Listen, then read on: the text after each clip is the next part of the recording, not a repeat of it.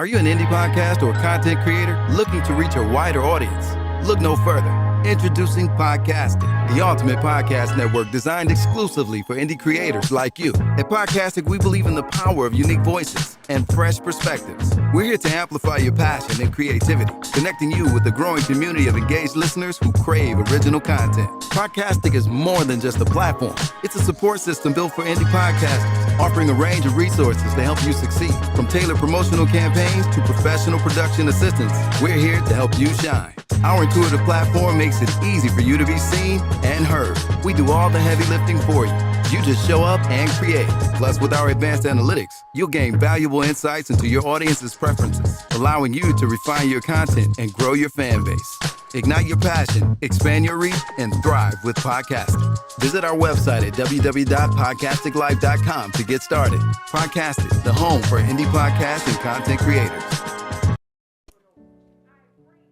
I pray that my love for you is bigger than what my parents have. So you must be my daughter's new friend? Candy, let me ask you a question. Oh, so this him?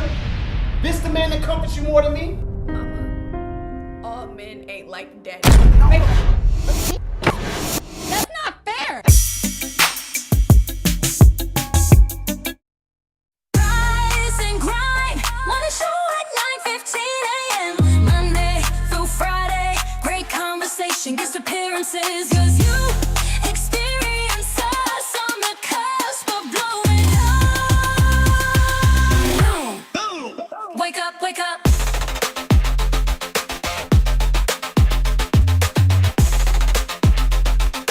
Rise and grind morning show. Oh, yep, you already know what time it is. Welcome to the Rise and Grind Morning Show, y'all. This is what we do every Monday through Friday. 9:15 whenever we start, 11:15 whenever we end, because it's our shit. We on our time, and this is what we do. I got a gas station chronicle. It's not funny and it's not hideous, but at the same time, my gas station did have some coffee, but they ain't had no motherfucking cream, and I'm pissed off. On that note, I'm just kind of deterred. Today, first of all, I'd like to introduce a beautiful young lady. She's an actress. She can sing. She walked tall and proud, but she wasn't able to make it, so we got Cam. Cam, what up, dog? Hey y'all, he just be doing me bold, y'all, but it's okay though. It is okay. I do pretend anyway. And he does do stand up comedy, and that's coming soon in June. Yes, June 5th. I'm looking like this. R. Kelly can piss on people for free, but P. Diddy pay niggas to do it. So I'm proud of P. Diddy. Open wide. That's disgusting. My shirt say open wide. Oh. Wrong shirt, pie life. Anyway, so today we got some guests in the building today, y'all. These are some vigorous, strong people. They even renamed. Mama said knock you out. Yeah, it's not even podcast, it's strong cast. Huh? So I don't even want to introduce them. I got something else to introduce them. Here we go.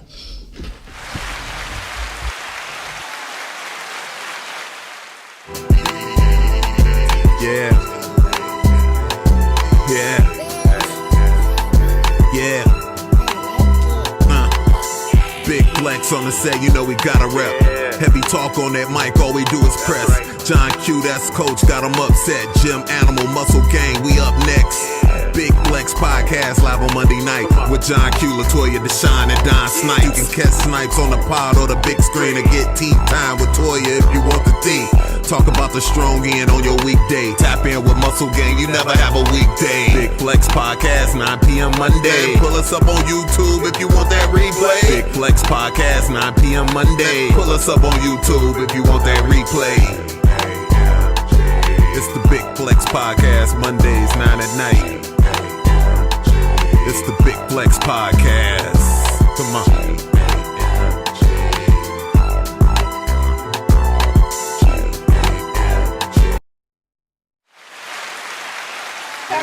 That's right. I'm like G-A-M-G. Hey, that's a total bop. We got the squad in the building. Up? We got the squad in the building, the G-A-M-G squad. So don't pull up building. over here. Don't pull up because we got muscles all over this mug. We got the music and the muscles. Thank you. Big Flex Strong Cast in the building.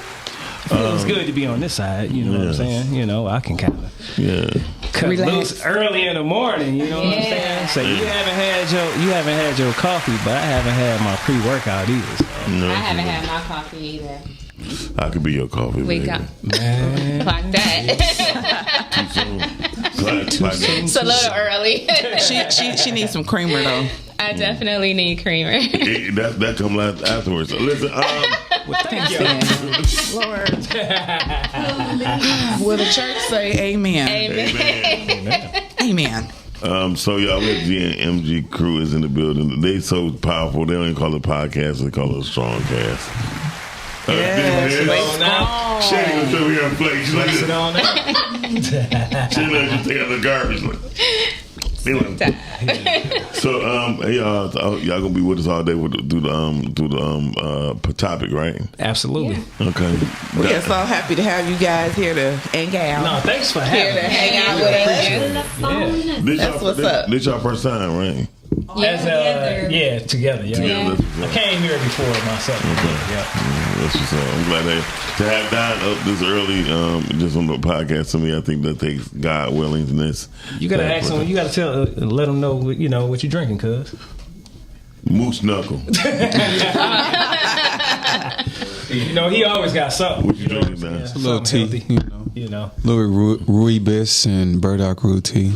See, a little rooibos. Some. I think the last time I saw African rooibos. You were eating pomegranate seeds. Yeah. See, that's what we do. I try. That's what I tried them, but they're very arrows. They're very. Pomegranate. Yeah. I agree. Like, I like the flavor. I don't like the texture. Yeah, me either. Yeah. Because you get them in the container. You're like, okay, you know, and it's kind of like, to me, what I had to do is like put them in some salad. Because when you eat them like straight up, they're really delicious in salad. Yeah. That's what helps. So okay. That look, I got to flex now. Put it in the salad. I feel like I'm on the healthy team. Put it in the salad. Yeah. Okay, that sounds like a good idea. She went on a healthy team last night. What the hell you eat last night? That was last night. Actually, I did have something healthy called cauliflower. That's not healthy. Well, where we were, it wasn't that that many healthy things to have. I heard. Shout out to the $10 menu. Was it a $10 menu? It was, but the wings were good. I heard the wings was good. Yeah, they were real good. And they had sweet potato fries, so I did have those, but they didn't have they had some stuff, but everything was kind of like fried. I'm feeling kind of funny because Toya look like she's sitting taller than me. That's crazy. Don't you like she look taller than me? Not just up here. This shit don't make no sense. That's okay. She a strong woman. I am. She's strong. So she sits up. Right. Strong you can woman. sit up. Powerful woman. It's my chair. Your hydraulics not working. I'm just saying. So he's dragging ass. Wow. I got ED. Listen, so I mean, that's too much information. We feel sorry for you, Miles. We feel sorry for you. First of all, ain't nothing ED about me. Well, you the one that said it. You claiming it, so I'm gonna watch the words that come out of my mouth because words do have power. So you better be give some power. Give some of that tea. All the acting roles you take. All them Adam Rose. I am drinking my mushroom coffee. It keeps me regular, so that's healthy too. Absolutely. And I really am enjoying the mushroom now that coffee. I cannot do. I tried. Which one did you try? The Rise. I tried the Rise. Okay, they have. I'm not drinking Rise. I'm drinking one called Dose, DOSE, and it's really good. They have one. It's a bold flavor and it got a kick to it. I really like that. Okay. She was like, but I have to have cream in it. I want a little cocaine in mine. What was your experience? You want with the cocaine Rise? in yours? Man, he talking about something crazy. You said the Rise? That's really crazy. I didn't have a problem with the Rise. It was okay, but I like this one because it has more of a kick to it, like a bolder kick. I didn't like it. It tastes like dirt to me. That's what it tastes like. It tastes like to me. It tastes like dirt. Tastes like the earth. Tastes like mud butt or something. Mud butt. Yeah. Have you ever had that? That's not the good. Mud, the mud water. Mud butter. I wouldn't even drink nothing called mud water. Me either. I was like, they were like, drink mud. The guy was like, drink mud water. I was like, I'm not drinking anything that's mud butt is good. I'm gonna say this too. I like the teas in the morning for the purpose of a lot of times, you know, that's the way you can get your herbs in. Mm-hmm. Yes. So, you know, herbs, they're going to help draw stuff out the body or help heal the body. And it's like, what better way than to, you know, get your herbs in some kind of way? You got to be a little bit more specific, because when you say herbs, you know what the first thing a lot of these people when I think of herbs or, you know, plants. He's not talking about the smoking ones. He's talking about the ones that you ingest in your body. When I think of herbs and plants, I'm thinking of melanin. I'm thinking of dandelion. I'm thinking of, you know what I'm saying, thyme. I'm thinking of stuff that maybe you wouldn't eat on a regular, but it's like, okay, bet, you know, if I know I drink it in tea form, it's going to have some benefits for my body, you know, that kind of thing. So get it in and over with. So, like, I know you can buy, like, special teas, but what are some teas that you can, like, just get from your regular Kroger and stuff like that? Because sometimes everybody doesn't know how to access, you know, the good teas. Or could you tell us where we can get the good teas? I wouldn't say at Kroger, but for the most part, I don't know. I just like some of these natural food places or whatever. Like Whole Foods or I go to Zerbo's. I tell everybody that you should get in touch and in tune and know where all the local health stores are around you. Yeah. And you know, we have a spot on 8 Mile that is actually called Body Oils, where they have a lot of different things in there. There's a spot on 7 Mile, More Herbs. All right, you got 2 health food stores on 9 Mile and Woodward that are like cat corner across the street from each other. Organic Foods and Natural Food Patch. And 11 Mile and Woodward and Royal. 11 Mile, there you go. You just taught me something new. Yeah. But I just say, like, you know, back in the day, you know, maybe we might have only had the options of going to a store with a bunch of vitamins. But nowadays, you know, you really want to get in touch and in tune with, you know, where some of the other places are where, you know, when this type of stuff come up.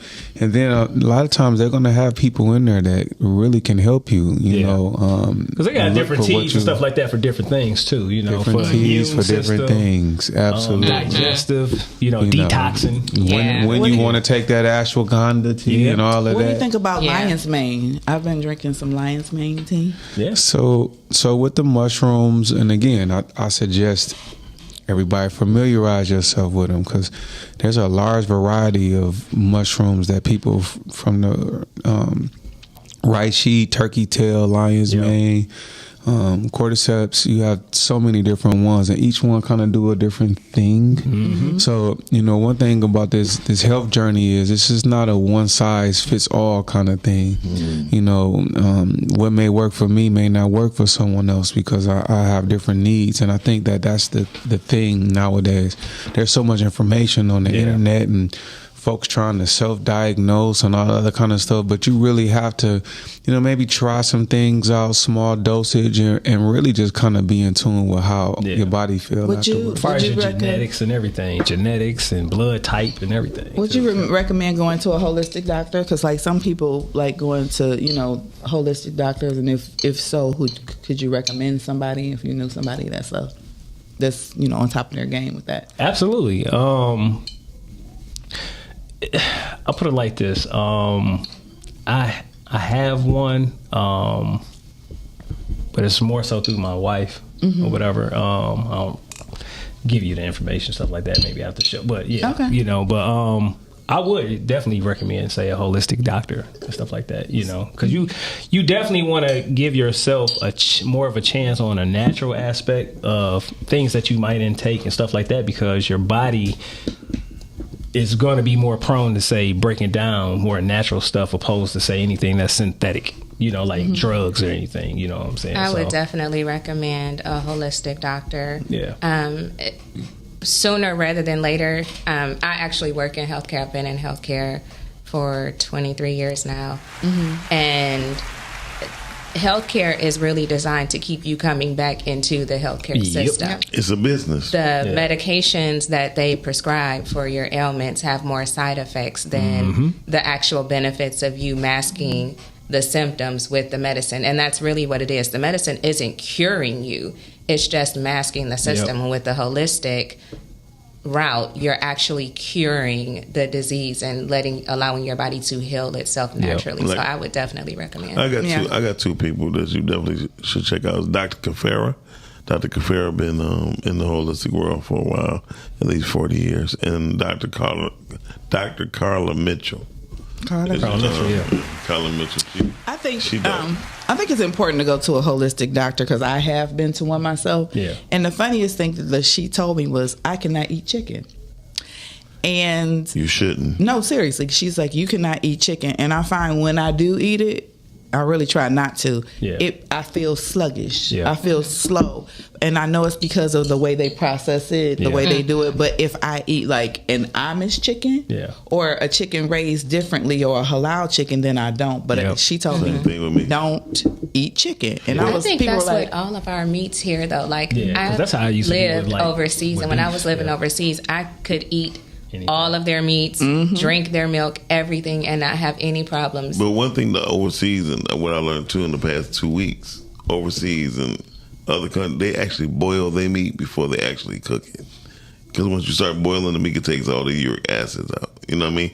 And the fluid from it, they dump it out, and then they begin. And then also they don't pump it up with all the stuff that they don't use as many preservatives and chemicals. Don't have them eating stuff. They don't have them eating. It's like here they make stuff to kill us. Everything is designed to kill us. To make us sick. So we have to go to the hospital. So that we have to get the medication. Shout out to Dr. Yaki. That's what I've been really checking out the most for the most part. And I would just say, he's been telling it to me. I think he been the best for us because Dr. Sabi is cool, right? But he be like, "Come on down to Honduras." Well, Dr. Sabi is gone, so but he never told us what to do though. At least Yaki be like, "Listen, man, get you 2 apples, get you some celery." Yeah, and, you know what I mean. Dr. Sabi like, "Come drink this juice for $3,000." Because sometimes they held back the information, so we would have to pay them this money to buy their products, and it's like, come on, people! At this stage in life, we need to just be helping people. And well, not only that, with Dr. Sebi, you got to understand, like he had, he's one of the only people in the outside of the United States or in the United States that actually defeated the U.S. government off of those cases and stuff like that he was fighting against. So of course, like you might want to be a little on a selective on who you actually give the information to, because you never know who's gonna turn on you. You know what I mean? And something I like, I actually like Dr. Yaki as well, because the one thing that I've noticed about his journey was, and it kind of remind me of Malcolm X. Few people nowadays, just in the times that we live in, are willing to go on record and say, "Hey, you know what? I know I said this before, but after further research, I changed my mind," or, "You know what? I'm doing this." And when he first came out, I feel like he's showing you in real time. He was a bigger guy. He lost weight. He's exercising. He tells you exactly what he's doing. And then he might have said, I called him a few times. He said, "Hey, look, I remember, and don't quote me on this. It might have been carrots, but he said at one point I was telling people, don't eat that. This is hybrid. This." No, I did a little research. This is fine, and your system could use it for this. So that's what I like about him, because anytime somebody's willing to go on record and say, "Hey, listen, I know I was saying this, but now I feel this way about it," or again, when you learn better, you do better, and you share. It's not necessarily that he's made a mistake. He just, like you said, got more information. Correct. That's what I'm getting at. Yeah. But I like that though. Trust me, a lot of people not doing that. Some people will not do it. Because they're prideful, and my ego won't allow me to say, I was incorrect. I was wrong. Well, let my ego. What's that? Well, let my ego say something about today's topic. Today's topic is: are graduations overhyped? Hell yes. Yes. Absolutely. Graduations, proms, it's all. Hey, look, do y'all think we all probably gonna agree on this, because we might be a little bit wiser? I'm not gonna say older, but say, as far as how we was raised. I think we're gonna mature. Yeah, Well, okay, a little season. Yes. We're a little bit more demure. I think we'll all. I think we can see it from both sides, Yeah. but Yeah. I think at the end of the day, we know the right side of it, which is the buffoonery has to stop. Yeah. Well, I tell you what, Let's get into it. That's the Bojangles. Let's go to the Like video. sing and dance. Let's go to one of those videos. My little fried chicken.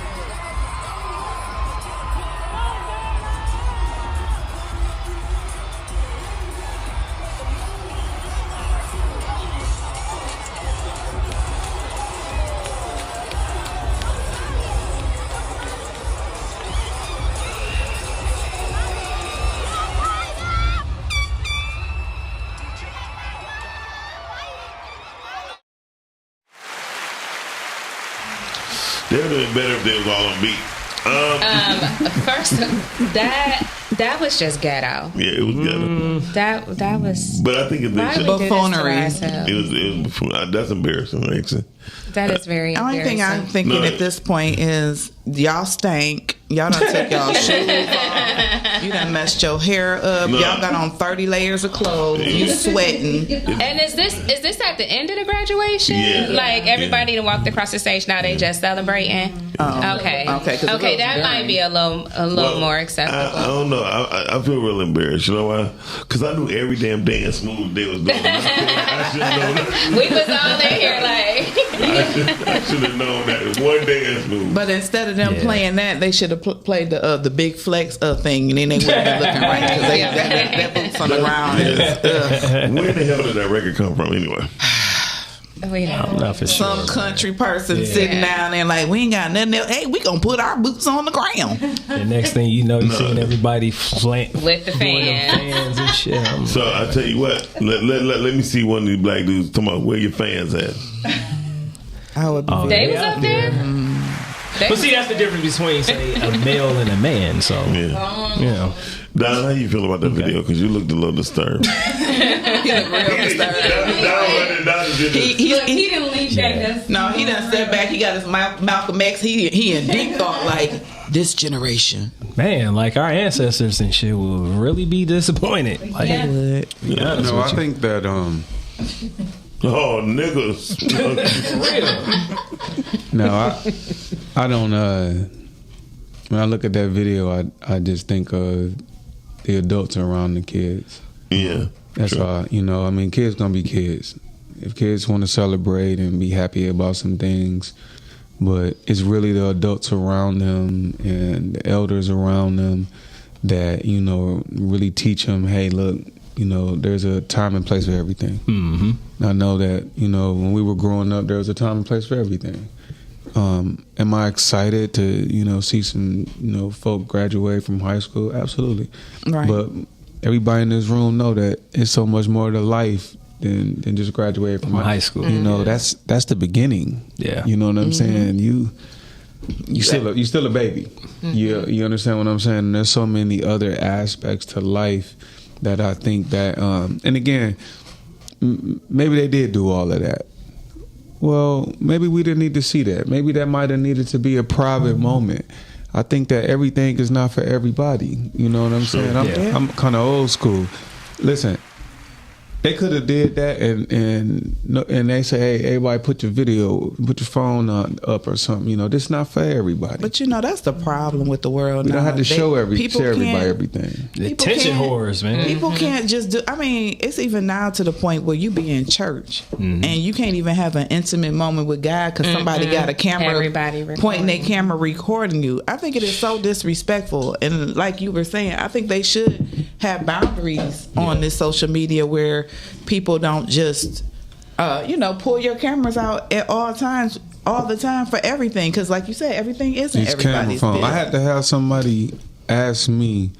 I had to tell them no. Give me a stand right there, young brother. Gotcha. Somebody asked me for a picture at a funeral. See, that's why I was just about to get there. Like, when people be filming at people's funerals. I was at a that's funeral. Totally just there to give my support. Yeah. Somebody walked past me and they said, hey, aren't you the... Can I get a picture? I said, no. You know what I'm saying? And I literally just stopped by and I'm thinking to myself, like, she probably like, he think he all that. He wouldn't even take a picture. It's called appropriate. People don't have any shame anymore. They don't have no There class, is no class, no nothing. Standard for anything anymore. Again, to me, I guess the only reason I have a huge issue with the video is, in some regard, it just remind me that the gap is widening in terms of what's priority. Yeah. Again, having a celebratory moment, there's nothing wrong with that. But again, there's a time and place for everything. There's a when people see that, it's like we're placing the, what are we really placing the priority, on, like, is it y'all graduating? Is it the dancing and cutting the rug, walking across the stage? When we were growing up, you walked across the stage with some dignity, with some honor. With your head. Yeah, you represented the family. You represented the family. You know what I'm saying? All of that. I'm about to do the worm and like you're saying, you were representing your family. Your grandmother was there. Your great aunts were there. Your mother was there, and you would not dare embarrass your family. Nah. It's like there's no. Now parents Nobody have no couth anymore. Right. Now parents are being their children's friends. We are adults. We are not on the same level as our children. And we need to stop that. And I think that we're in a generation now where everybody's trying to be their child's friend. Yeah. So it's like, oh my God, that's cute. No, it's not cute. Nah. But let's there talk has to be a line. I'm sorry. Let's talk about how in this situation, this even goes beyond the parents. This goes to the community leaders and the schools. School system. When you see have they just teachers walking around doing TikTok videos with the students, the principals walking around doing TikTok videos with the students, like it's out of control. All the adults of today are so busy trying to have viral moments and fit in with these kids and be these kids' friends.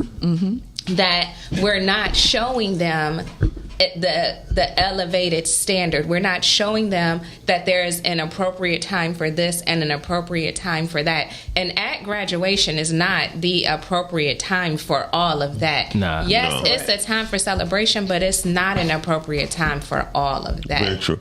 I would say this, and I want people to understand that when you have children that's looking to you for guidance, I don't think you should be the one that's showing that you can do what they can do. Right. You feel me? I think you should show them that a higher standard. Well, that is a high. So when I say higher, when you say higher standard, this is what I think of. I think of you don't always have to look up to somebody, but you can always look towards them to see what example you can lay. And as I was growing up, no one tried to be my fucking friend. You know what I mean? But at the same time, I had a mother who put me in my place to let me know that they're adults. They don't talk back to them. They ain't your buddies. You know what I mean? Don't disrespect them. Right now, I had to tell a girl in McDonald's, she's shaking her ass, and all three of them started shaking their ass, and this older lady had a young girl with her. I said, "Excuse me." He like, chill out for a minute. one girl said, "What is old ass something?" And then the lady was like, "Yes, please," because I was about to say the same thing. I said, "Hold on," you know what I mean? Because I know that could have been. I said, all of this saying, you see the little girl right there. Oh, yeah. I ain't see her. Yes, the hell you did. You didn't care. You saw her. You ain't care. Yeah, so. How about, the same thing? Like, when we was younger, you walk into a room full of adults. Mm-hmm. You speak and you leave the hell on out. You don't sit around a conversation and none of that. You know what I mean? My godson got an ass whooping. My godson got an ass whooping for that Elijah. Mm-hmm. Melissa was like, Elijah, did I tell your ass to get up and get out of grown folks' business? There you go. He was like, but and it was a wrap. No, it wasn't no buts involved. It's just that we do have to have a standard, and like you said, children learn what they live. Yes. So that's why we have the situation with the people now, again, because we did have a generation of parents being younger. Mm-hmm. Yeah.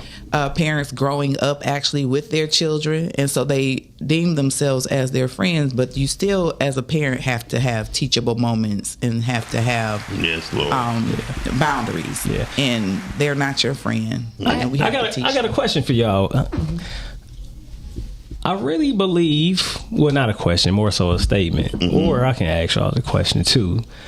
I really believe that we do need to revisit, say, a punishment and reward system to be reestablished in our community. Absolutely. To set the standards and stuff like that, because it's just way out of control. You know what I mean? To where, like you said, people now feel like, the standard is to act the ass to get views and to go viral. Yes. By any means, you know what I'm saying? Even death. Fights, death, anything that's nefarious, you know what I'm saying? To get attention. For the most part, it's like, that's stupid. Yeah, so people should be punished for that now. That's what I'm saying. Like, for me, at some point in time, things have to be reestablished in order for society to move forward, right? Mm-hmm. So if people are not being punished for those, nefarious things or those disrespectful things or those, special moments and stuff like that, like you said, at being at somebody's funeral and somebody asking you to take a picture, or they filming the actual funeral itself. That is the weirdest thing. And streaming it. Even, you see, even I kind of feel like kind of indifferent about that, like where an actual funeral home, you're like, well, if you want to see the actual, funeral service and stuff like that. Well, I can understand that. I get it where it's like out of town, but it's still kind of... It's still weird, but I can say that, because we had, during COVID, I think that's when they started doing it a lot, because people couldn't see their family members and some people couldn't travel. They were afraid, so it was appropriate for then. Yeah. So I do think it is a good thing, like you're saying, if somebody can't be there, if they're an older person or what have you, but I don't think it should be on like the World Wide Web. It should be like you have to put in a code, like a Zoom call, to be able to see it, and not just for everybody to see if you just tune into the I think website. Yeah. I think what we don't consider is how disrespectful it is to the immediate family when we start sharing videos of people getting killed in the street, or sharing videos of honestly, they said if the woman wouldn't show some people, she said, y'all need to check on your loved ones, because these are the gentlemen who just got shot. Check on your loved ones, you know what I mean? Because they don't know who they was. They weren't able to say that. Yeah. So lucky, if she wouldn't have did that, some people wouldn't even known that. Well, listen, I don't want to find out that something happened to my brother by seeing a Facebook video saying check on your people because this just went down, and here he is laying in the street. Let me get that news from the police authority. Let me get that news from the hospital. I don't want to find out because one of my friends is calling me up like, yo, I just seen your brother on Facebook in a fight. That's not the way I want to find out that something happened to my family member. And then especially in that that because that can cause a lot of chaos and it can cause more harm than good. I remember when those young men were shot at Easter Market that time. Yeah. And people were sending me videos of like, this man. And I'm like, I don't want to see this person laying in the street. I wasn't there. God didn't have me there. That is not my ministry. I didn't want to see that, and it grieved me in my spirit to see that you're filming these people laying on the ground. Would you want somebody to disrespect? Where is the respect for the dead? Where is the respect for the living? Where is the respect? And I hate that we are so desensitized to all of this. The fact that we think it's okay to share this and people are watching it and sharing it with others. Like, it didn't grieve the person that sent it to you. Like, how did we get here? Yeah. How did we? Yeah, I mean, like I said, I mean, for me, I look at it like this: if everything is going to be seen, let's see what every politician is doing with everybody's money. How about that? Let's be real transparent. Like when they go in these back offices and stuff like that, whatever. You know what I mean? Like what you trying to pass? Like what kind of laws you trying to pass? You know what I mean? Well, the truth is, no matter what they're trying to pass, we ain't gonna vote for it because we don't vote. And the sad part is, we don't. I mean, we don't. I mean, let's state the fact.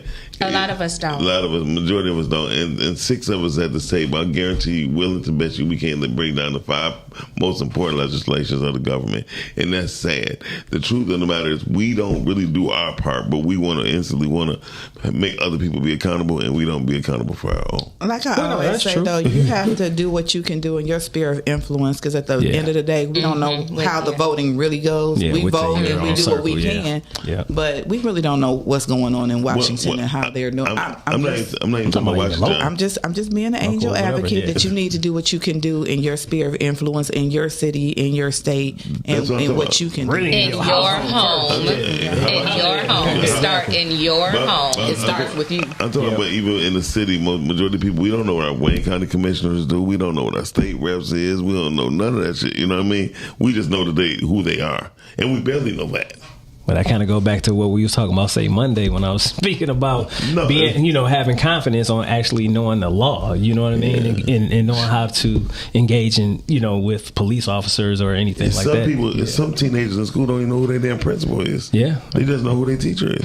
It's crazy. Yeah. Everybody knew who the principal was when I was growing up. You know what I mean? But here's the thing, and we should have never went away from discipline in the school. Or at home. We were a lot more conscious of our actions and consequences because we knew, we were reminded, we were told, and it was consistent with the actions and the consequences. Exactly. Like it didn't matter where we were, at the school, at the corner store, on the block. We knew our actions had consequences. These kids don't have no consequences. You know why? Because the grown-ups are not on one accord. When we were growing up, the principal was on one accord, the teachers were on one accord. If you went to school and acted a fool, your mother gonna come up there and act a fool on you, and all of that. It was a community, so everybody was working together for the betterment of the children. At some point in time, it became a breakdown. It's like the children is against the student is against and it's just a whole bunch of calamity. There is no unity in the school system anymore, and it's sad. I totally agree. Let's go to the comments. It's in the who've been checking us out. Richard, he said, "Good morning, y'all." What up, though, Rich? Jim Animal on Muscle Gang said, "What up, though, fam?" That'll be me. Calvin Ford was speaking of when you talking about natural places to get herbs and stuff. Superfoods, Detroit, right on 7 Mile and Evergreen. There you go. Them our people. What else? I never knew they were there. Tim telling tales. American food is definitely intended to harm us. When I returned from Israel, this food made me so sick I could only drink water for both days. Man. Oh, drink broth for days. Man, for real. Like, that's crazy. That's crazy as hell. But but you know what? I got some clients and stuff that goes, back and forth overseas and stuff like that, and they tell me all the time when they get back home or whatever, the food they can eat the same amount of food, the same kind of food or whatever over there, and they actually lose weight. Yeah. Again, additives and preservatives. It's what they putting in the food. They're killing us over here. It's like when you go to different countries and you eat their meat, it tastes like when last summer my family we went to the Dominican, and every morning I would get up and walk to the market and get fresh food. Yeah, and I had never tasted bacon. I know everybody don't eat bacon, but the bacon was like amazing. We were like, "What is this?" It is. It was just like totally different. It didn't have no stuff in it. It was like straight from the pig, and they chopped it up and they, and it was just like food was amazing. The fruit was amazing. We're probably the only country where, when you're in different countries, you can walk down the street and there are fruit trees. Why are they keeping the fruit trees away from us? They don't let us have access to those things here. Well, I mean, they even passed, say, laws and stuff to forbid you to grow certain things or have your own, say, animals or stuff like that for livestock on your own property. So that's crazy. I think it depends on where you live, though. Like they don't want you to have certain things within the city. Yeah. And we got to also take into consideration some mistakes were made too. There was a time where, many of our parents and grandparents grew up where they actually did have various fruit trees growing in the backyard. I remember distinctly growing up right around Finkel and Myers, and we had a berry tree, 7 Mile Livernois. And we would go outside and grab berries from the tree, rinse them off, sprinkle a little sugar on them. It was a great little summertime snack. Over a period of time, a lot of people cut trees down. You know what I'm saying? Didn't really realize the value in having these type of things around. People complained about bugs or flies or things like that. We had a pear tree. It's a natural part of the ecosystem. And I think that sometimes we do things out of convenience, not even realizing the depth of what we're doing or what repercussion it could give us in the long run. I want to comment too just about the kid thing. Kids can't learn respect if respect isn't modeled. And one thing that a lot of parents lack is how to teach their children how to be respectful. It's very hard to teach a child how to be respectful when you're disrespecting the child. Yeah, and true. That's good. But that shady thing, right? That shady, like, you right. I've been saying it. That just goes without being said. It's hard to give somebody something that you don't have. Richard, call you on there. Good morning. What up, Dorian? Hey, what up, Dorian? Yeah, right. Oh yeah. Good topic today. I think we're gonna miss the point that graduation isn't technically should be celebrated, but what are we celebrating? I think proms are more overhyped and tons of money wasting and school sponsored just to take money from the student. It's kind of like when you think about the yearbook thing, you're never gonna look at a book from the past, but they're gonna charge you $150, or you're gonna take pictures when you could have went to your own photographer, all of that, right? So it's just one of those situations. But what y'all was just talking about as far as the food, there's a thing. You ever heard of Monsanto? Yep.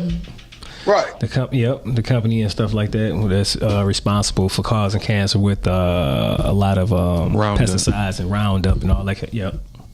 Right. They are a conglomerate of different companies. It's not one company. That's a conglomerate. They're also a part of the military-industrial complex.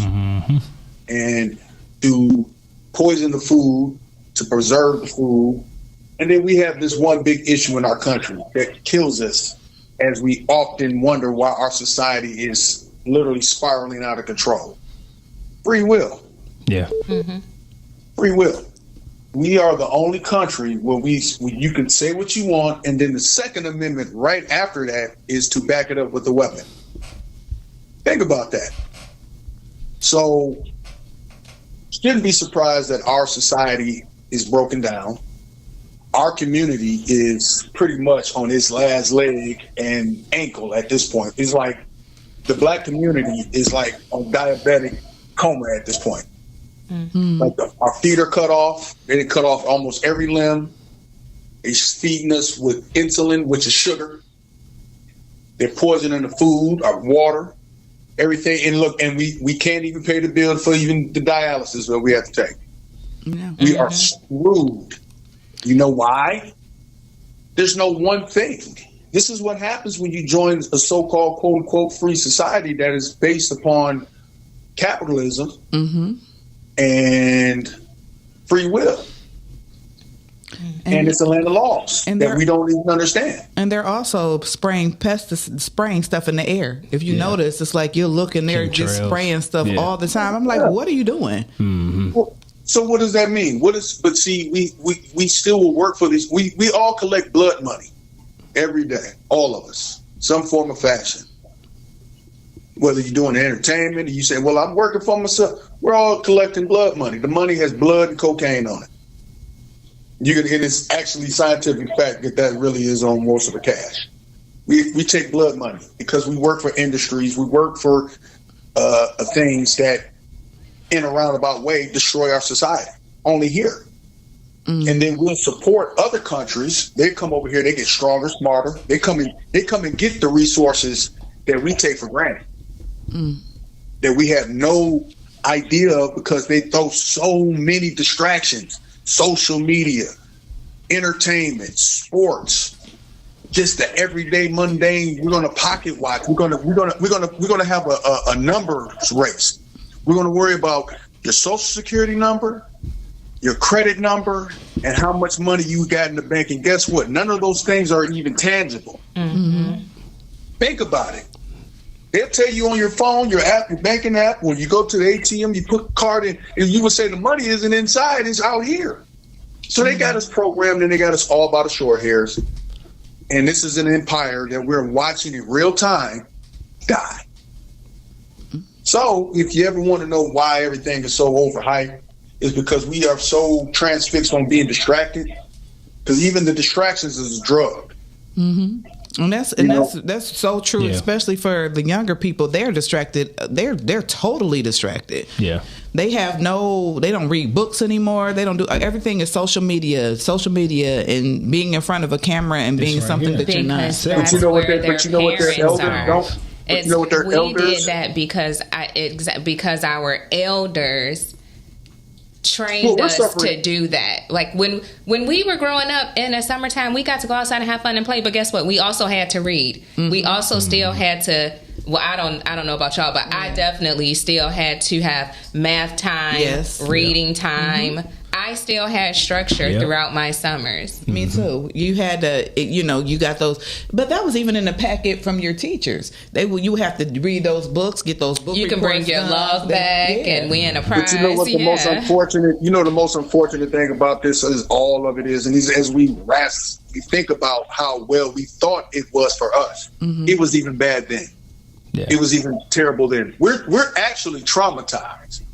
Our generation, if you were born in the 70s, the early 80s, you're traumatized. Yeah. And your school system had already rendered itself useless to us. So when we say, we had more struggle. No, our generation got more trauma than this current generation do right now. They're just depressed over things that they probably wish they could have.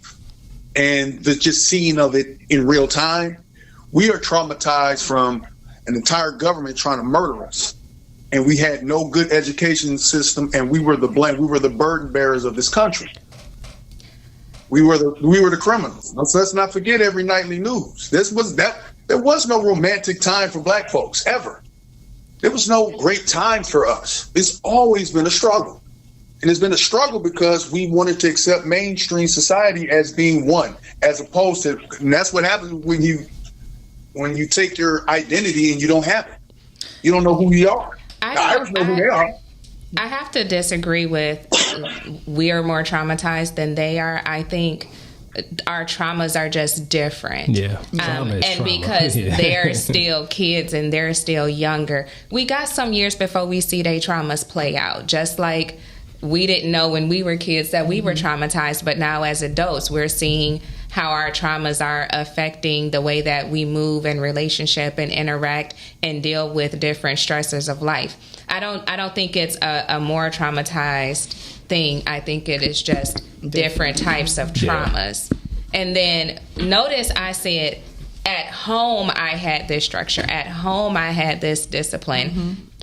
Because for me, it starts at home. What they do in school is a bonus, it's an extension, but it should start at home. And I think that is the problem today, is that we're not doing it at home, and we're sending these untrained young people into these schools with untrained young adults teaching them.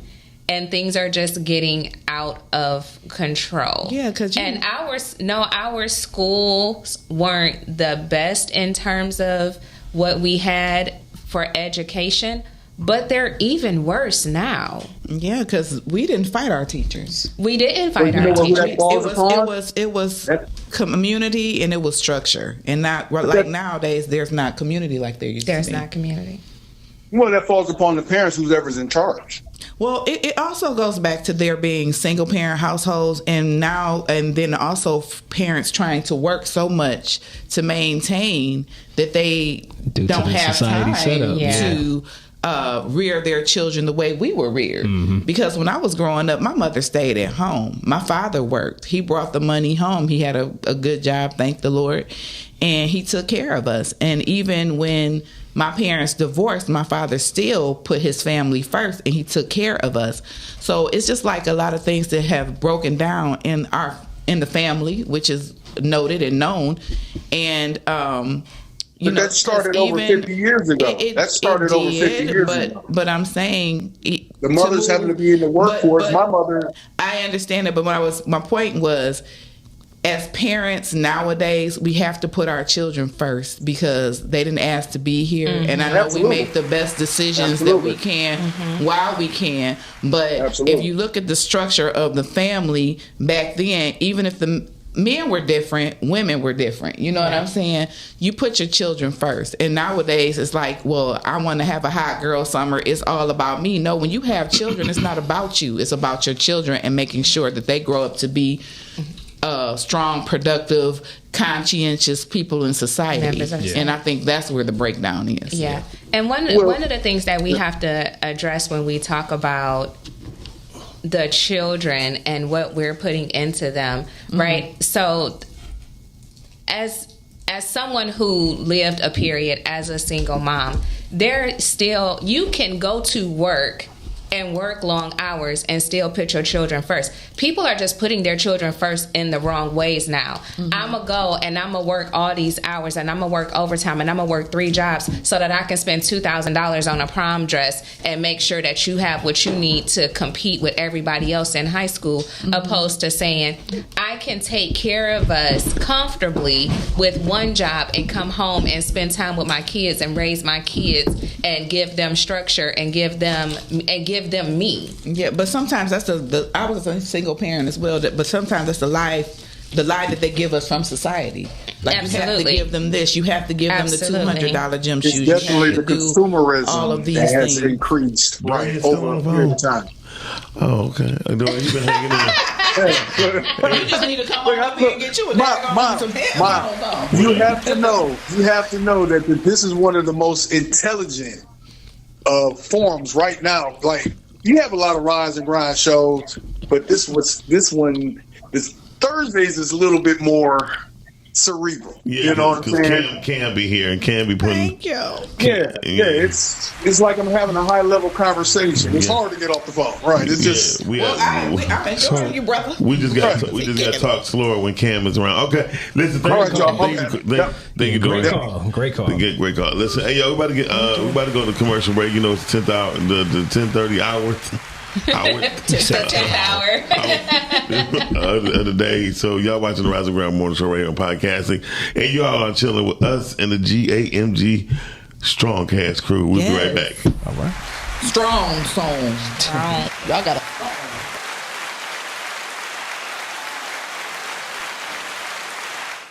I pray that my love for you is bigger than what my parents have. So you must be my daughter's new friend? Candy, let me ask you a question. Oh, so this him? This the man that comforts you more than me? Mama, all men ain't like daddy. That's not fair!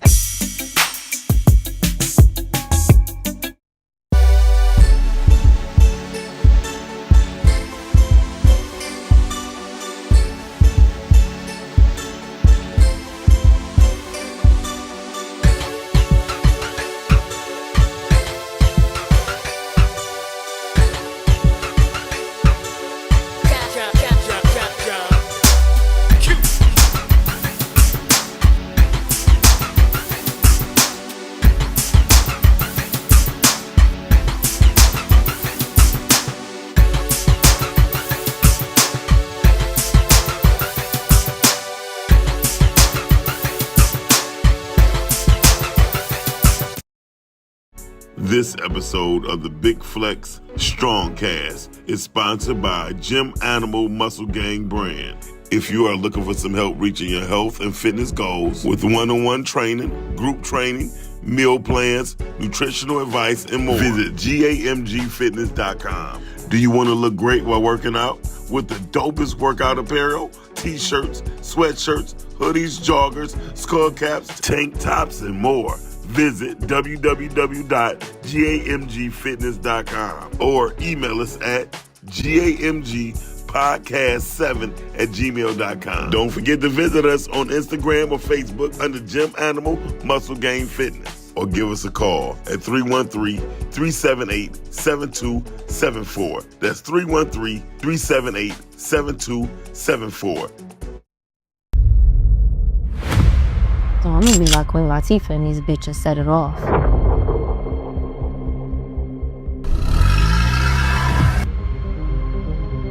I ain't risking my life for no $2,000. You got $1 million in the hood. Somebody gonna fuck around and rob that motherfucker.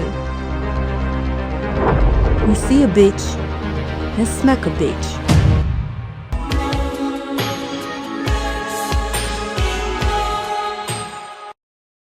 Hey, real quick, I know you guys are enjoying the show. Yes, we are always having a good time on the Rise and Grind show. But please, do me a favor.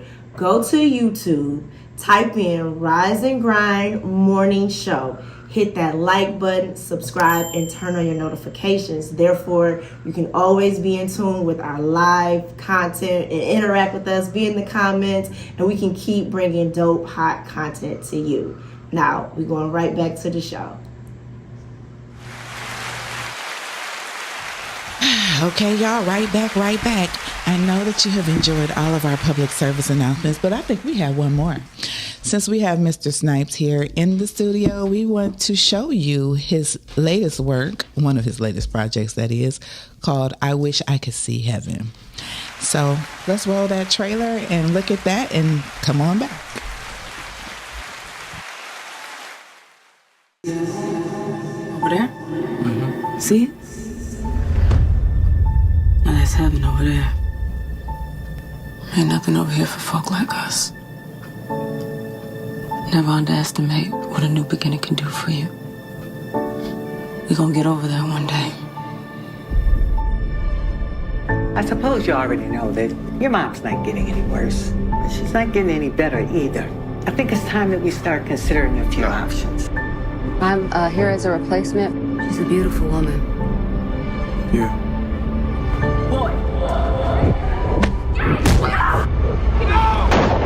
So how's my girl? Still holding on, same old.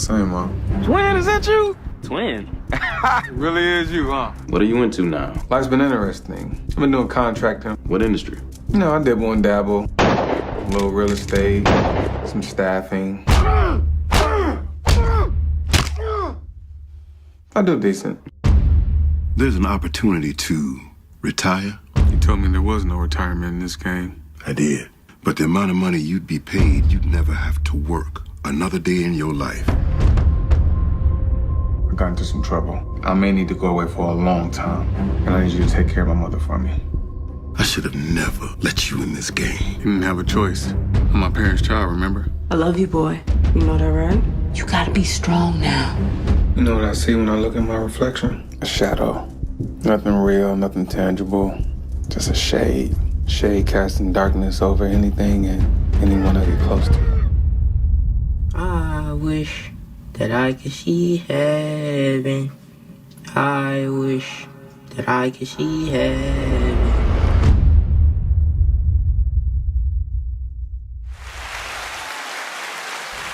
Okay, then I wish I could see heaven too, honey. I want to see it too. Yeah, it's very. That was really intense. I'm gonna watch that. Yeah. So what's going on, Don? How you? It's a heavy movie. It was levels in that mug. Yeah. He went from one emotion to the other emotion to the other. Yeah. Tell us a little bit about this movie, Don, please. Heaven is the creation of my partner Zachary Cunningham. Shout out to Zach. Him and I've been working with each other now for a few years, and it's been a minute. We've been working with each other for a minute. We got a few projects together under our belt.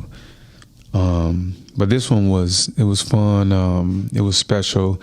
It was one of the first times we just kind of came together and said, "Hey, let's co-produce this film and invite some folks that we kind of hold near and dear and put some work in." So we have some special people on the project. Kyle Greenlaw. Yeah. We have TT. Amir Garrison, we have Zakia BG, yeah, co-producer and other co-star Henry Franklin. It was just a lot of special people in this film. Yeah, it was just dope. So, Charles Kennedy, he was one of the co-producers and cinematographer in it. Mm-hmm. It's just a special project. Everybody's like fam, Got Grover in there. Yeah, Grover McCants. Yeah. We got Q down there. He was in it. Mon K was in it. Man, we had a lot of fun, a lot of fam on set. Henri had his children in it. Yeah, Aiden and Evan. That's what's up. So yeah, we just really came together and made some magic. So I saw the movie is about he's a contract killer. Correct. And so with that being said, and he wants to take care of his mother. So is he, without giving too much away, he's in a conflict between the life that he has and the life that he desires? Or just a little again, he's definitely heaven is about a contract killer that he has one last mission and that he can take that could send him in one direction or another, and I'll just say it's complicated. There's some choices that he need to make. So with that being said, y'all better go on Tubi tonight, honey. Yeah. Because today is Thursday, but tomorrow is Friday. So you go get that boo and get your Netflix and chill on and watch. Definitely. Yeah. I wish I could see heaven with Mr. Don Snipes right here, the health guru here with the gang.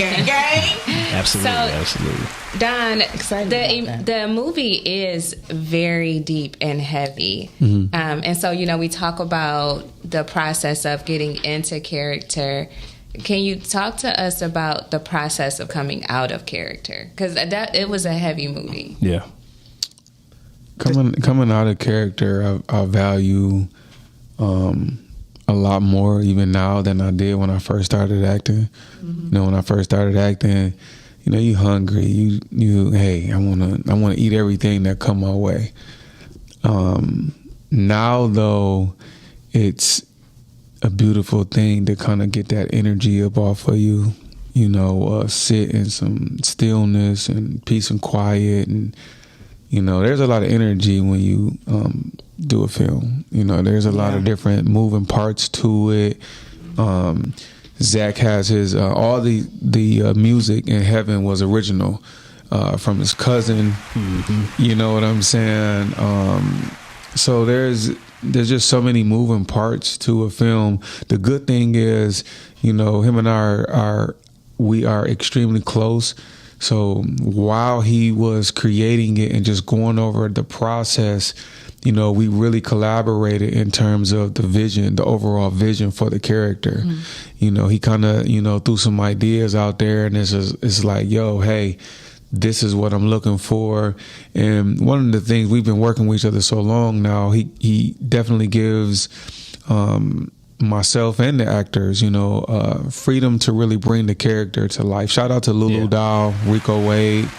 Lulu also played a very important role in the film. Donnell Clayton, Darius Brantley Jr., young cat coming up. Dude about as tall as me, about 6'2", only 12 years old right now. But he's been on the acting scene, so has a very promising career. Again, it was just so many people, that were involved. Dave Chaney, came in, he lent his support, with playing my father, when I was younger. But again, coming out of character is important because you don't want to keep that energy on you. It's fun to say, hey, I'm playing all these different characters. But, what you learn about acting is about truth. And so it's not like I'm going up there trying to tell a lie. And when you are living in the truth of a character who may be good, may be bad, that come with some stuff. Yeah. It can be very heavy because people fail to realize that you have to go to a deep place within yourself emotionally in order to tap into those feelings and those emotions, and you have to pull from your experiences. You have to also pull from your imagination, like things that you have to really, like, I want to say conjure, but you kind of have to make up in your head to make it make sense, to make it real. And it's a deep process because, Heath Ledger, that played the Joker, he went so deep into his character, he couldn't come out. Yeah. And that was one of the reasons why, God rest his soul, he's not here anymore. So it is very important, I think, for you to be spiritually strong when you are an actor and be grounded, because you need to know that there is light at the end of the tunnel and be able to get back to the light. Yeah. If that makes sense. I'm in that process right now, actually, because this is my detox week, low-key.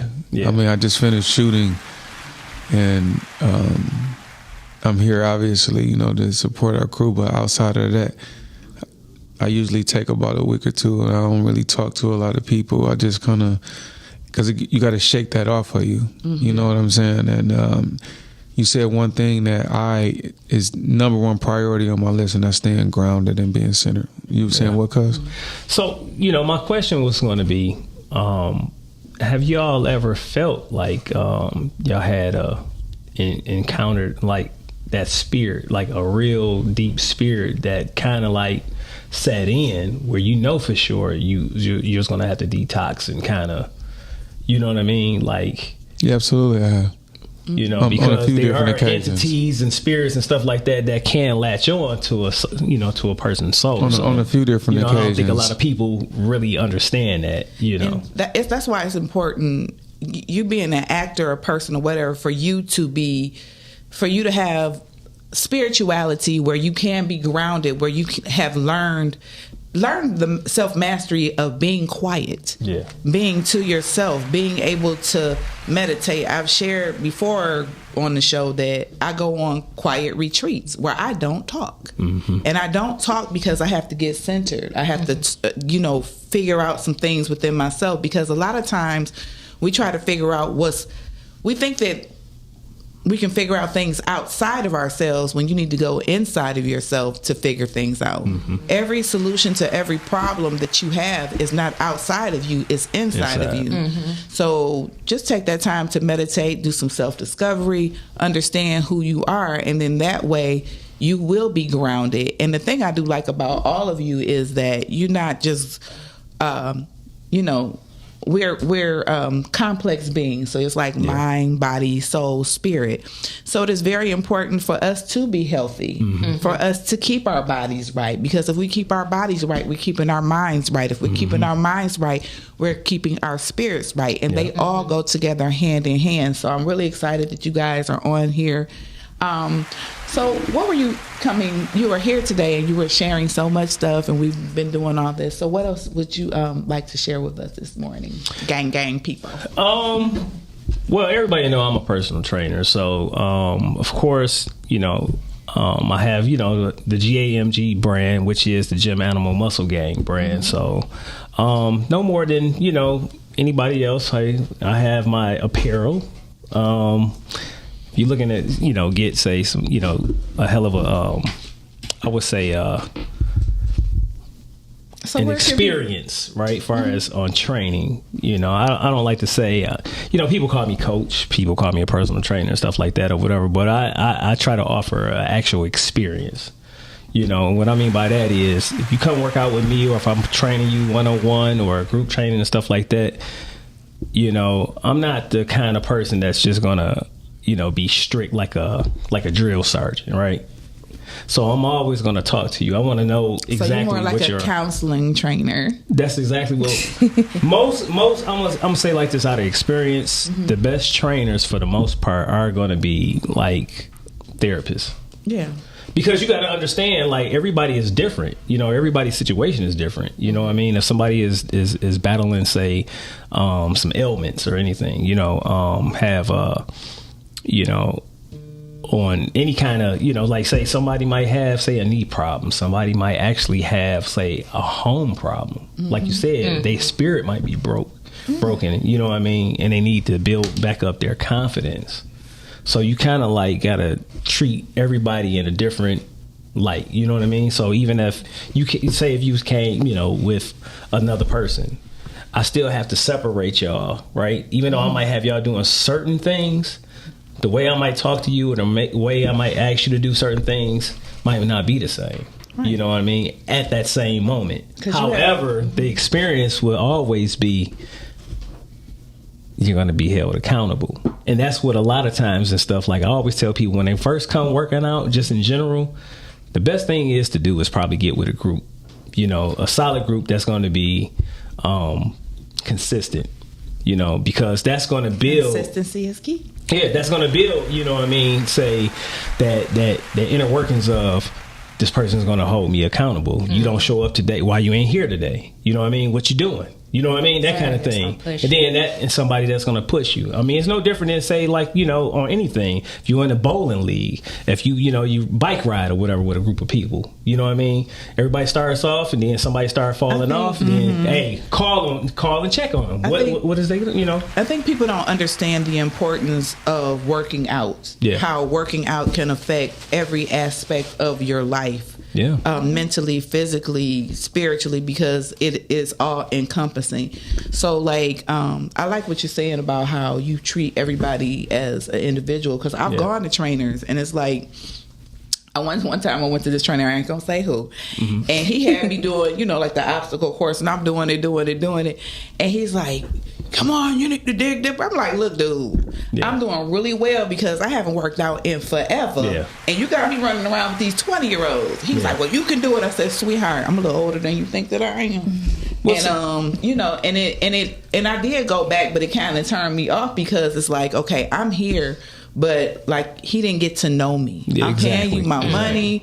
You're not getting to know me. You're not really trying to see what my limits are. You didn't ask me, do you got a knee problem? Right. Or nothing. And it irritated me. So I really respect the fact that you're saying that you get to know your people and just you're paying attention. Yeah. I mean, because you like I said, it's not a one size fit all. You know what I mean? Because even when it comes to, say, just in sports in general, right? Some of the best coaches, when it comes to their players, they explain to them, like, if it's a quarterback, prime example, say, the Detroit Lions quarterback, right? Or I'll put it like this, say, what's his name? Stafford, that used to be, with the Lions, right? So you had a coach that came in as an offensive coordinator. I have this system.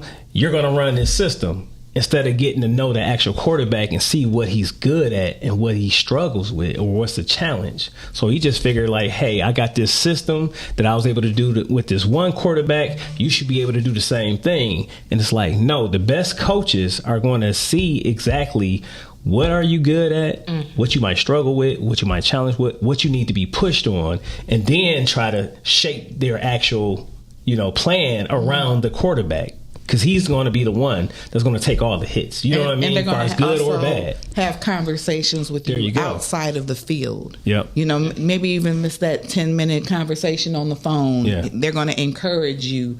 They're going to, all of the things. So, like, what are some of the things that you do as a fitness coach / teacher / blah blah blah? So what is when you first initially talk to your meet your people who want to come to you to train? What's some information you give them? So initially I always give them like an assessment, right? So within that assessment, I find out if they had any past history when it comes to their health, right? Do you are you on any kind of medication? Have you ever had surgery before? Have you ever had a trainer before? Because a lot of times the stuff people might have had a trainer, but they had a bad trainer. They might have had a bad experience. How long? When was the last time you worked out? What was your workout routine? You know what I mean? What's your past like? If you ever played sports before? So I'm kind of like getting into their mind, what they're kind of like, used to maybe doing and what they're not used to doing. And then once I'll give them like a little workout routine and stuff like that, just to kind of see what they're strong at, what they're, might be a challenge at. Not say weak at, but might be a challenge. You know what I'm saying? So it could be like, okay, at the end of the assessment, I can tell you like, all right, you might need to do a little bit more upper body stuff. And then I always listen to them too. Like, what are you here for? Are you trying to lose weight? Are you trying to tone your arms? Are you trying to, work on your butt? Whatever the case might be, I always try to keep in mind whatever my workouts are is going to aim towards those goals. I love the fact that you said you listen, because listening. Yeah, you got to. It's very, very important. Yeah. So, Toya, sister girl, tell us just a little bit about your gang experience and how you fit into the mix of all the things. Well, I'm actually a corporate baddie, so I'm kind of the odd one out on the show. But on the side of being a corporate baddie, I do a lot of mentoring and kind of like life coaching and encouraging. I have done a lot of personal work on my mental health and my physical health.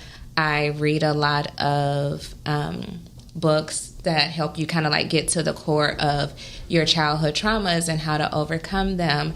I've done a lot of therapy, and I do know that a lot of people in our community are adverse to those types of things. So I like to use my experiences and the resources that I have purchased, paid for, learned, and give it out for free.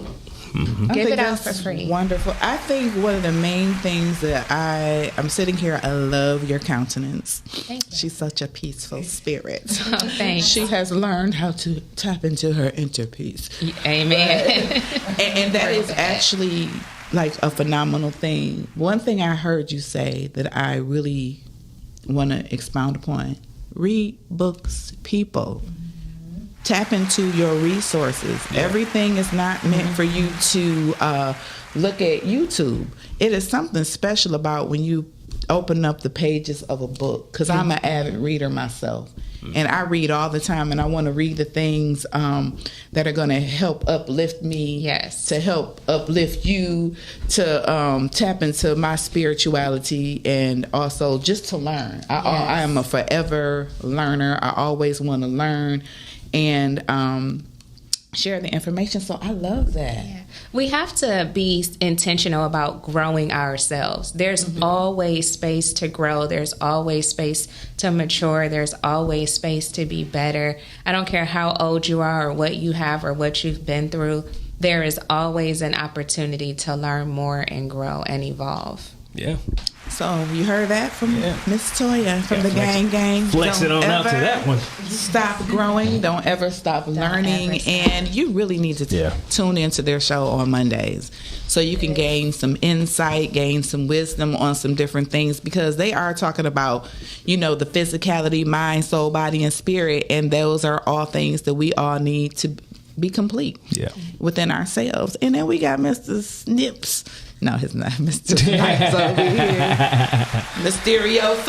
All right. And people, public service announcement, do not walk up to him at a funeral and ask for a picture. That is rude, that is disrespectful, and whoever you are, shame on you. Yeah. Somebody should have taught you better that you don't do things like that. That's not proper etiquette. It's not appropriate. So with that being said, I am so excited about your films. I'm a fan. I'm just tell the truth, honey, because I really love the piece that you did with Deborah Lane Spencer. I can't think of the name of it right now. In a sentimental mood. Yeah. Honey, okay, I'm a jazz head. My whole family are like jazz artists, musicians. So when I saw that, I was like, it really spoke to me because I could feel everything. I was like, and I love the pace of the movie because it was slow. Yeah. It was intense, and it was nice because you had a lot of beautiful moments where you got to sit in the character. You guys had time to explore. It wasn't like sing. Yeah. It was like sing. Very breathe, intimate. Yeah. Coffee, smoke. I think that's the beautiful thing that Zach brings to. Again, that was another Zachary Cunningham project. Yes. We were sitting around doing COVID, and it was like, yo, let's create. And we had 4 characters in that film. Total 5, sorry. And I loved it because it was so simple, but yet powerful at the same time. Yeah, and it was fun. We went to the Cochran House, which is a black-owned bed and breakfast downtown on Willis Street. So we filmed there. It was just the whole jazz aspect of it. Zach is actually a poet, and so him and I definitely, that's one of the things we kind of share in common. And the poetry and the jazz, he really gets into it. So that Miles Davis kind of thing. I'm big on some of the Afro-Latino jazz myself. Me too. That's one of the things. Actually, we would go down to the Jazz Fest. When it was like super duper big. It's been kind of changing up the last few years, especially during COVID when you couldn't find it at all, or they tried to televise it live at some point. It's something so surreal about live music. Yeah, it is. When you are there, absolutely. Nothing like it. And you hear the beat, and you see that boy on that bass. That's that frequency. Oh, Lord. Yeah. That's what it is. You and actually you can getting that. feel it. Yeah, but that too was a special project. My godson Harper, he had just been born, Zach's son, and man, that was a time was had, on that project. But Debbie and I, we've been knowing each other for quite some time. I've directed a lot of stage plays, so I actually met her sister Gwen first, and I found out that it was a bunch of Spencer ladies. There's a bunch of them. And but yeah, I've been knowing her for a while, so it's always fun for us to kind of get together and make some magic. Well, I just want to say that I have thoroughly enjoyed each and every one of you. I want to let y'all know you guys can come back at any time to the Rise and Grind show. All right. I am just so we are just so honored to have had each and every one of you today. No, thanks for having us. Poured into our spirits and poured into our viewers, and we've kind of sat here a little bit and got to know you. Got to know. So just audience, take in the information. If you need a personal trainer, come on, tap in and tap into Mr. Gang himself. Why don't you tell us about your podcast on Monday nights? What time it is? So the Big Flex is every Monday night at 9 p.m. We are on Podcastic, also in YouTube, and Facebook. So definitely tap in. Every Monday night, you'll see Snipes, you see Toya, and you see myself. So, and no telling who else you might see. So, I have guests. We have guests on there and stuff like that. And we do like a lot of advertising for other people, stuff too. So community. We like to give back a lot. So Yeah. We like to help the community. And it really is a well-rounded show. You got Don is always so motivational. So we got, the motivation, we got the physical, we got the mental space. So it's definitely a well-rounded. We sometimes cut up a little bit, we cut up a lot of it. but it's fun. And so, I love it. I'm definitely thankful to be a part of this team. Yeah. Well, to our audience, thank you for tuning in this morning to the Rise and Grind show here on Podcastic. And until next time, we will see you later. Gotta flex it on now. Gang, gang. There you go. Bye.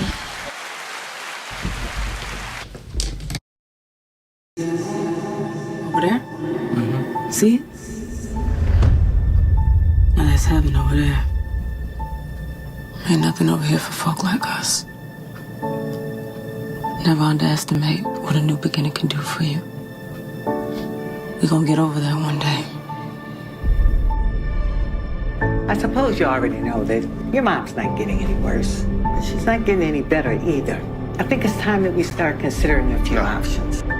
I'm here as a replacement. She's a beautiful woman. Yeah.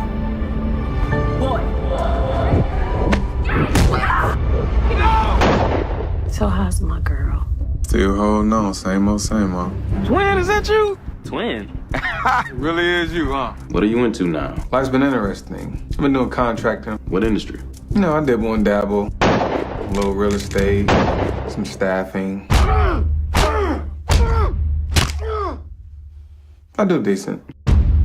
There's an opportunity to retire. You told me there was no retirement in this game. I did. But the amount of money you'd be paid, you'd never have to work another day in your life. I got into some trouble. I may need to go away for a long time. And I need you to take care of my mother for me. I should have never let you in this game. You didn't have a choice. I'm my parents' child, remember? I love you, boy. You know that, right? You gotta be strong now. You know what I see when I look at my reflection? A shadow. Nothing real, nothing tangible. Just a shade. Shade casting darkness over anything and anyone I get close to. I wish that I could see heaven. I wish that I could see heaven.